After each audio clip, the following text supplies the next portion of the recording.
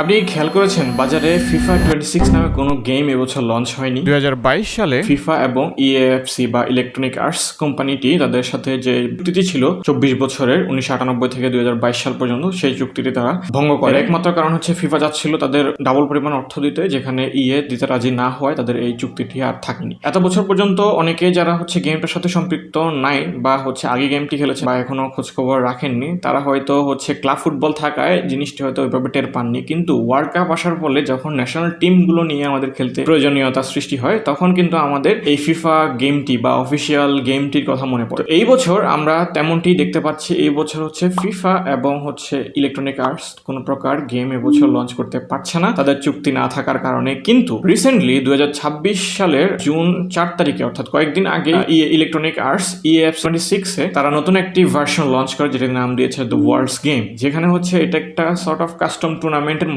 মূলত এটা ফিফার যে অফিসিয়াল টুর্নামেন্ট রয়েছে সেটির আদলে, অর্থাৎ 48টি দেশ 12টি গ্রুপে বিভক্ত হয়ে যেভাবে রাউন্ড অফ 32, রাউন্ড অফ 16 এবং রাউন্ড অফ 8 এর পর কোয়ালিফাই করবে, এরকম যে মডেলটি রয়েছে সেই মডেলটির আদলেই টুর্নামেন্টটি সাজিয়েছে। তো এখানে সবচেয়ে মজার বিষয় অনেকগুলো ফেক ন্যাশনাল টিমের বদলে আমরা এবার অনেকগুলো অথেন্টিক টিম দেখতে পাচ্ছি। যেমন ব্রাজিলের মতো ন্যাশনাল টিমটি আগে ছিল না, যেমন FC 24, 25 এবং 26 এর এতদিন পর্যন্ত কিন্তু ব্রাজিলের মতো টিম ন্যাশনাল টিম ক্যাটাগরিতে ছিল না। কিন্তু এবার যে জুন 4 তারিখে যে আপডেটটি এসেছে, সেখানে কিন্তু আমরা ব্রাজিল টিমটাকে দেখতে পাচ্ছি এবং নেইমারকেও ইনক্লুড করা হয়েছে দেখলাম। তো এইরকম যে 48টি টিম রয়েছে, এখানকার অসংখ্য প্লেয়ারকে ওরা অফিসিয়াল, প্রায় 1200 অধিক প্লেয়ারকে তারা অফিসিয়াল লাইসেন্স সহ ওরা গেমের মধ্যে অ্যাড করেছে। আমরা চাইলে ফিফার যে অথেন্টিক গেম প্লে সেটিও দেখতে পাবো। আমরা দেখতে পেলাম যে ইলেকট্রনিক আর্টস এই বছর গেমে দুইটা মোড ওপেন করেছে, একটা অথেন্টিক, একটা কম্পিটিটিভ মোড। যেটা আলটিমেট টিমে আমরা যারা খেলি তারা আলটিমেট টিমে হাই পেস যে গেমিং রয়েছে সেটা